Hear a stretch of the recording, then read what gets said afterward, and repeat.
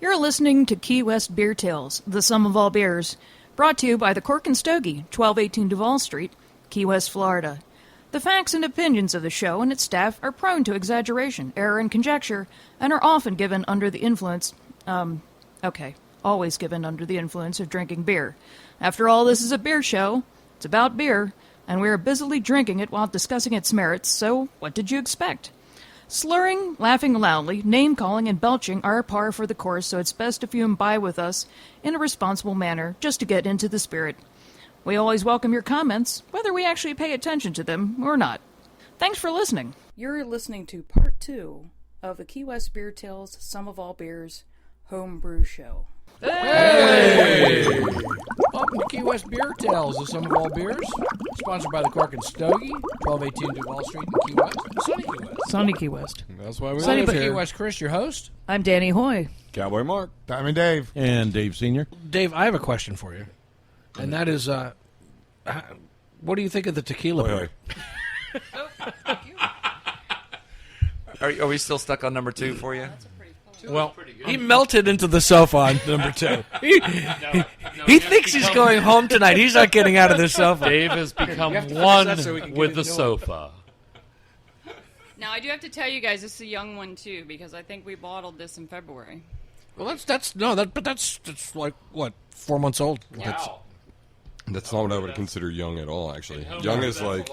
Homebrew! Young is homebrew. All right, let's try this one.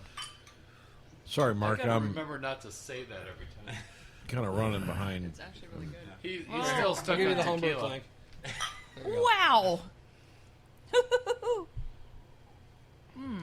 Okay, completely different. The aroma is A great. whole nother different beer. Okay. It's This is amazing. totally- The 5 you brought are... It was totally malty. You know, this reminds me Yeah. of the Chris Ream album, this- Shanghai Marooned, where every song's completely different. Yeah. Every one of these 4 beers we've had so far, completely different odor, completely different taste. Bouquet is the word, bouquet. not odor. Odor. It's a bouquet. I've hung out Odor. French horse bathrooms before, sorry. Edit that.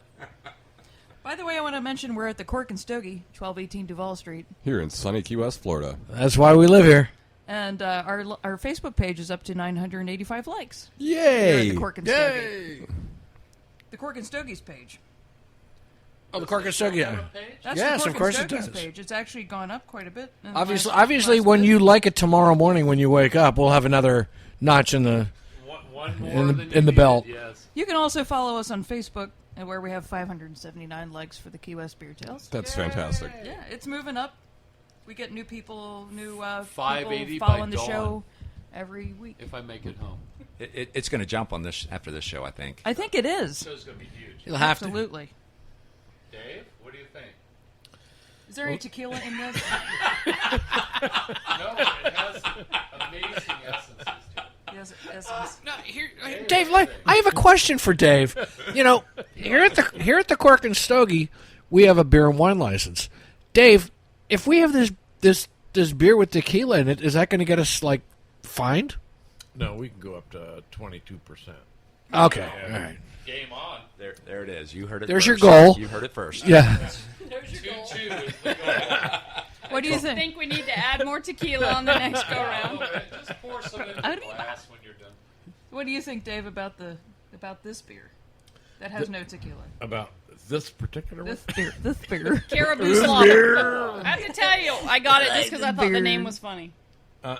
Which beer are we drinking? Caribou Slobber. Caribou Caribou Slobber, Slobber. which means we're north of the border. We're in the And, Northwest. and could I take a drink with silence? Mark, speak while I'm drinking, would you please? Take a drink with silence. Can you just hum something over there? He's gonna die first. Speaking caribou while I'm drinking. Well, this is really a fantastic beer. Again. I wonder. I'm curious as to the origins of the name, but I'm guessing it's probably has to do something with the hops being from the Pacific Northwest. I think it has to do with these guys are from Minnesota. You are. Yeah, the Minnesota. Northern Brewer is from Minnesota. The company. And I always thought, and I could be wrong, but that's what I always thought because I've been buying their products for a long time. And when I saw the Caribou Slaughter, I was just thinking, Slobber. Slobber. yeah. I was figuring the because moose over here. it's up that way. Very Do we have any stats on this? I don't, but maybe she can pull. 'em very up. smooth, very Can you? very malty. And then at the end, if you wait like 3 seconds, there's a high alcohol content that comes through at the back of the palate. Yes. That's becoming a theme. Is this It's the alcohol aftertaste you're looking for because you're an alcoholic. That's right. That's right. What am If it I was a- looking up? If it was a water aftertaste, Northern it would be- Brewer, On Caribou Northern Slaughter. Brewer, can you look up Caribou the Slaughter. Caribou Slaughter? Because I don't have anything on it. This is now they put out all these different recipes for beers, like Dave said, and you twist them because you have the choice of adding a little bit of this or Right, a little right, more of that. right. But it's basically their recipe that they gave you. Right. I find that whole homebrew. Homebrew. There it is. Homebrew? I find that fascinating. That not only can you take the recipes but twist them, and it still works. Right. Sometimes better, as Dave Right. said. I think they've twisted. they've- I think they've taken it So and you twisted should it really better. calculate like a scientist your recipes, write them down, and resubmit them. There's an idea. Can we There's a say new that book? Beth and Bill are twisters? Twisters? I've played Twister. Yeah, Maybe you're, later in the you're evening. twisting the recipes. That's right. Yeah. Yeah, no, I love the way you've done that, and they brought it out to me. They've taken the recipe that's there, made it refined, but you're kind of guessing ahead of time because you don't know until the beer runs its cycle. What's the beer cycle, Chris? I know you. What do you mean the beer cycle? You make homebrew a lot. I don't know what you mean by the What does homebrew. it- what does I it take to mash and all? Well, here's the thing. If I'm not mistaken, the what average? you guys are doing, you're not doing the mashing. You're using a malt extract. Right. Yes. Yeah. Yes. Yeah. so it's So already the done. malt is already Yes, the malting's correct. already So been that done. saves you a lot of time. Yeah. Yeah. Well, What's your run, Chris, when you do a batch of beer? How long does it take To make it, for you from scratch? A batch of beer. it'll be like a few hours. 3 months. Well, yeah, I for mean, That's a You know, but then you have to age. Then You know, you ferment then, it then it and- goes into From stores the day and you stuff like decided that. You're going to make beer. You start sterilizing everything. Start doing it till it's done. How long? 6 hours. No, till you can drink it. Till it's He's saying. in the bottle. like Well, another- that depends on the varietal. Yeah, but The Belgian we just did, the one before this one it was 3 months. It was from Yeah, 3 months. and It's at least a couple months. Some Well, of them here- are 6 weeks. 6 weeks to 3 months. here's Here's the something you're manifesting the recipe and then changing it, and you don't know if it works till months later. Here's the funny thing. Here's the funny thing about homebrewing, which I don't get, but if you were to go out and brew an English bitter ale, Which I've done many times. yeah, and what was the time that it took you to drink it, from point of making it to drinking it? A to B. So in an On an English bitter. Yeah. Let's see. 2 weeks, 3 weeks. Well, see, that's what it usually is. And, it's going to be a week and a half, 2 weeks in Britain. But I've seen these ones where they want you to age the thing like a month or 6 weeks.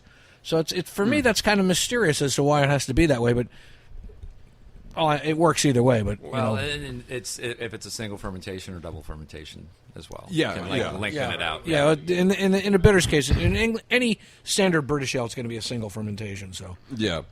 The British don't really have the time. They're impatient folk. I must their beer be yesterday. British because I don't have the patience for that. Yeah. But I enjoy your patience. Well, thank you. Thank you. It's actually really funny. The last time I homebrewed, Hey, the homebrew!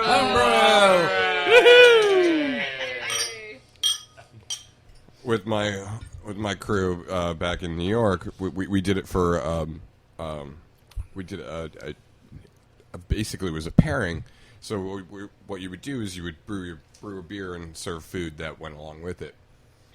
Brilliant. So of course I had my pickles, and since we were doing a bitter, an English bitter, we made curry, yeah, Perfect. perfect. Yeah. and which is the national food of England. It's interesting. They're so busy. Adapted. By way of India. Yeah. It's they're so busy that they don't even have time to develop a national food. So. Well, they actually they have Fish and chips. And, no, but actually, have you ever had fish and chips? And, you know what is excellent curry. from England? Curry. This is an excellent dish that is native of England. Shepherd's pie. No, that's Irish. Never mind. Well, it's in England too, but I just forgot the name. Hold on, let me think a second. It's Mark, help me out here. They make, first of all, their roast beefs are excellent, Yes. and they have Yorkshire pudding. Yorkshire pudding. Thank Yes. you, Danny. I was- Yorkshire pudding, I which thought that's where you were going. but that's marvelous. Dave's still thinking about that tequila beer. Putting Dave to sleep, he's reminiscing about the tequila beer. Number 2 kicked his ass. And it's all downhill from there. So according to the website, it's an American brown ale. It's 6 weeks, ready in about 6 weeks. Suggested fermentation schedule, it gives that. Mash ingredients, it's RAHR, 2-row pale. Uh-huh. And then there's Bryce caramel, Fawcett pale chocolate, and English black malt. And it has ingredients in there with, like 0.5 pounds or 0.25 pounds, whatever. Looks like it has Goldings, Liberty, and Williamette. Yeah, they're Yep. hops, yeah, all of them. Danstar Windsor ale yeast. And then there's a liquid yeast option. Yeah, so 6 weeks. That seems to be all the exciting thing I can get on here. And they're calling us a brown ale. So. Yeah, Yeah, I would Caribou agree. Slobber, And brown ale. and it looks like a brown ale. Yeah. It has a beautiful clear color to it. And a nice effervescence around the edge. Gary, I'm going to teach you something about broadcasting. When you say something, you have to get on the microphone. It has a nice clear... The mics are so far away. They're so small. Danny, Yes? how much tequila is in this one? A lot less than the other 2. I don't think there's any tequila in this beer. But we could get some. And like I was saying, it has a nice color to it. It's definitely a brown and a little effervescence floating around the edges. If this was a wine, I would rate it a 5. If this was a beer, I'd rate it a 9. It's yummy. Yummy, delicious, and wonderful. Yummy, delicious. It's a good thing it's not a wine. Yeah, Yeah, because it would be a horrible chocolate wine, wouldn't it? yeah. But Gary the Gueco has spoken. How about bread pudding on this? Oh yeah, I would definitely everything that you mentioned. I would eat with this. Roast beef, And the pudding. potatoes, Yorkshire pudding, bread pudding, Yeah. blood sausage, Nice shepherd's pie. Yeah. shepherd's pie, rich Norse food. Norse Yeah. food, yeah. Yeah, you know, like caribou heart. How do we find one of those? With the Beef caribou jerky. Caribou slobber. slobber. Caribou slaughter. Well, moose tongue. Well, I mean, caribou heart. Have you ever had moose nuts? They're delicious in the summer. Caribou heart and the heart of a lot of those kind of like northern deer.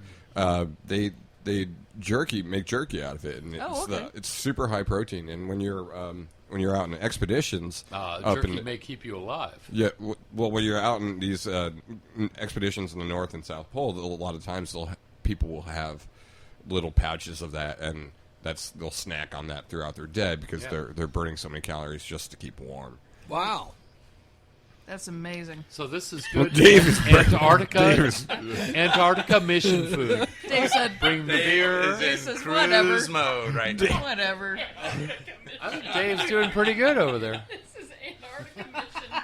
Dave, you still with us on the show? That one threw me over the. I mean, that one tequila one. I gotta tell you, That tequila beer. What was the name of that tequila beer? That one.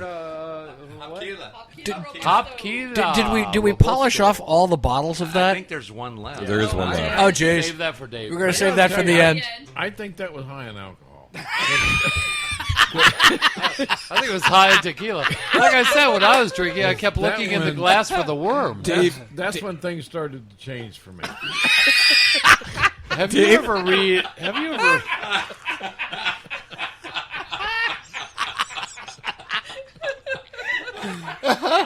Oh God! Could we actually give you anything right now to drink that would be good? It's all good now, baby. Everything's been good. Okay, who This was the this guy? has been a really nice. Have you ever read any